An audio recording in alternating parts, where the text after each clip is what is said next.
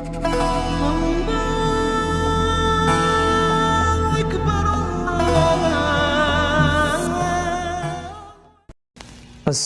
আলাইকুম ওয়া রাহমাতুল্লাহি ওয়া বারাকাতুহু। আলহামদুলিল্লাহি কাফা ওয়া সালামুন আলা ইবাদিহিল্লাযীনা ইসতাফা। আম্মা বা'দ, ফাআউযু বিল্লাহি মিনাশ শাইতানির রাজীম। বিসমিল্লাহির রাহমানির রহিম। ওয়া'বুদুল্লাহ ওয়া লা তুশরিকু বিহি শাইআ ওয়া বিল ওয়ালিদাইনি ইহসানা। আও কামা ক্বালা রাসূলুল্লাহি সাল্লাল্লাহু আলাইহি ওয়াসাল্লাম, হুমা জান্নাতুক হুমা নারুক। সাদাকাল্লাহুল মাওলানাল আযীম।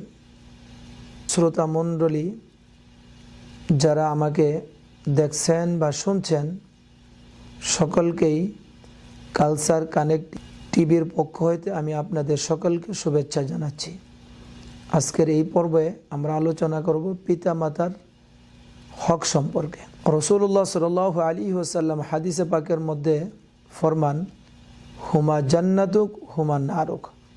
তোমার পিতামাতা তোমার জন্য জান্নাত, তোমার পিতামাতা তোমার জন্য জাহান্নাম। এবং রাসূলুল্লাহ সাল্লাল্লাহু আলাইহি সাল্লাম এই রমজান মাসেই জুমার দিন মেম্বারও আরোহণ করলেন এবং প্রথম ধাপে, দ্বিতীয় ধাপে, তৃতীয় ধাপে 3 বারই আমিন বললেন। তো সাহাবারা জিজ্ঞেস করলেন, ইয়া রাসূলুল্লাহ, আজকে আপনি একটা ব্যতিক্রম কাম করলেন, কখনো আমরা এইভাবে আপনাকে দেখিনি। রাসূলুল্লাহ সাল্লাল্লাহু আলাইহি ওয়াসাল্লাম বললেন যে জিবরাইল আমিন আলাইহিস সালাম আমার কাছে আসছিলেন এবং এসে 3 দোয়া করছে। যারা রমজান পাইলো তার গুনাহকে মাফ করাতে পারলো না, সে ধ্বংস হোক। দ্বিতীয়টা হলো, যারা বৃদ্ধ অবস্থায় পিতা মাতাকে পাইলো এবং পিতা মাতার সন্তুষ্টি অর্জন করতে পারলো না, তারা ধ্বংস হোক। এটাই হলো আজকে আমাদের পয়েন্ট, পিতা মাতা। আল্লাহ তাআলা পিতা মাতার হক সম্পর্কে কত বেশি গুরুত্ব দিয়েছেন আমরা একটু অনুধাবন করি। আল্লাহ তাআলা বলছেন, আল্লাহর ইবাদত করো, অন্য কাউকে শিরিক করো না। এরপরে আল্লাহ তাআলা বলছেন পিতা মাতার সেবা যত্ন করো। ওয়াবিল ওয়ালিদাইনি ইহসানা। আল্লাহর হকের পরেই আল্লাহ তাআলা পিতা মাতার হকের কথা উল্লেখ করছেন। কত বেশি গুরুত্ব হাদিসে পাকের মধ্যে আসছে। কারণ রাসূলুল্লাহ সাল্লাল্লাহু আলাইহি ওয়াসাল্লাম হাদিসে পাকের মধ্যে ফরমান, রিদর রব ফি রিদল ওয়ালিদি, সাখাতুর রব ফি সাখাতিল ওয়ালিদি। আল্লাহর সন্তুষ্টি এটা নির্ভর করে পিতা মাতার সন্তুষ্টির উপরে। আল্লাহর অসন্তুষ্টি নির্ভর করে যদি কোনো ব্যক্তি আল্লাহ তাআলার সন্তুষ্টি চায়, তাহলে সে যেন পিতা মাতার খেদমত করে, পিতা মাতার সেবা যত্ন করে, পিতা মাতার হক আদায় করে, তাহলে আল্লাহ সন্তুষ্ট হয়ে যাবেন। আর যদি পিতা মাতা অসন্তুষ্ট থাকে, আমি পিতা মাতার হক আদায় করলাম না পিতা মাতার সাথে, তাহলে হবে কি, পিতা মাতা অসন্তুষ্ট, আল্লাহ তাআলা অসন্তুষ্ট। এই জন্য কোরআনে পাকের মধ্যে ফরমান, তোমরা কখনো তোমাদের আওয়াজকে পিতা মাতার আওয়াজের উপরে কঠিন ভাষায় উচ্চ স্বরে কথা বলো না। আল্লাহ তাআলা কোরআনে পাকের মধ্যে অন্য জায়গার মধ্যে বলছেন, তোমরা পিতা মাতার সাথে এমন আচরণ করো না পিতা উফ।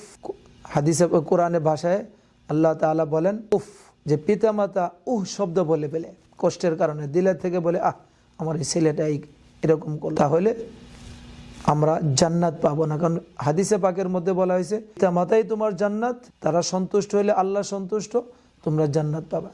আর পিতা মাতাই তোমার জন্য জাহান্নাম, হুমা জান্নাতুক হুমা নারুক। তারাই তোমাদের জন্য জাহান্নাম। যদি তারা অসন্তুষ্ট থাকে, আল্লাহ অসন্তুষ্ট, তুমি কখনোই জান্নাত পাবে না। সুতরাং পিতা মাতার, এবং হাদিসে পাকের মধ্যে এক যুবক মৃত্যুর পূর্বে সে কালেমা পড়ার চেষ্টা করতেছিল, অন্য সাহাবারা তাকে কালেমা পড়ানোর চেষ্টা করতেছিল, কিন্তু সে কোনোভাবেই কালেমা পড়তে পারতেছিল। কিন্তু অন্য সাহাবারা রাসূলুল্লাহ সাল্লাল্লাহু আলাইহি ওয়াসাল্লামের কাছে এসে বললেন, ইয়া রাসূলুল্লাহ, অমুক যুবক তো কালিমা পড়তে পারতেছে না। তো রাসূলুল্লাহ সাল্লাল্লাহু আলাইহি ওয়াসাল্লাম তার কাছে গেলেন এবং রাসূলুল্লাহ সাল্লাল্লাহু আলাইহি ওয়াসাল্লাম বুঝতে পারলেন কোনো একটা সমস্যা হয়েছে। তুরন্ত রাসূলুল্লাহ সাল্লাল্লাহু আলাইহি ওয়াসাল্লাম তার মার কাছে গেলেন এবং রাসূলুল্লাহ সাল্লাল্লাহু আলাইহি ওয়াসাল্লাম বুঝতে পারছিলেন, যা জিজ্ঞেস করলেন, তোমার ছেলে, তুমি কি তোমার ছেলের উপরে সন্তুষ্ট? তোমার ছেলে কেমন ছিল? মা বলল, না, আমার ছেলের উপর আমি অসন্তুষ্ট, আমার ছেলে ভালো ছিল না, সবসময় আমার সাথে খারাপ ব্যবহার করতো। রাসূলুল্লাহ সাল্লাল্লাহু আলাইহি ওয়াসাল্লাম তাকে বললেন, তাকে মাফ করে দাও, কারণ সে কালেমা পড়তে পারতেছে না। তো সর্বশেষ যখন মা তার ছেলেকে বলল, ঠিক আছে, আমি তাকে মাফ করে দিলাম, এদিক দিয়া তার মা তাকে মাফ করে দিল, আর এদিক দিয়ে সাথে সাথে ওই যুবক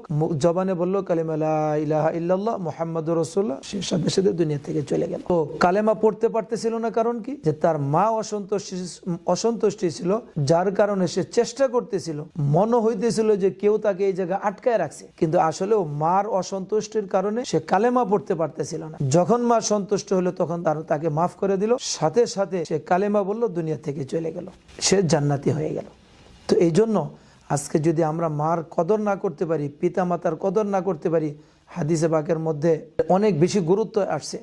যদি আমরা কদর না করতে পারি তাহলে দুনিয়াতে কখনো, খোদার কসম করে আমি বলতে পারি, আমরা শান্তি পাবো না, আমাদের জিন্দেগিতে বরকত আসবে না, মৌতের পরে জিন্দেগিতে কখনো আমরা জান্নাত পাবো না। আল্লাহর শান্তি, রহমত, বরকত আসবে পিতামাতা সন্তুষ্টির উপরে। এই জন্য হাদিসে পাকের মধ্যে অনেক সময় আছে, আমি তো অনেক বেশি আবাদত করতেছি, অনেক নফল আবাদত করতেছি, আমি অনেক ভালো কাজ করতেছি, যার কারণে পিতামাতার সন্তুষ্টি আমার লাগবে না।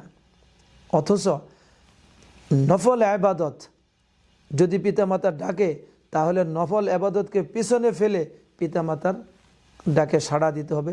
ওইটাই হলো বেশি গুরুত্বপূর্ণ এবং ওইটাই হলো বড় ইবাদত।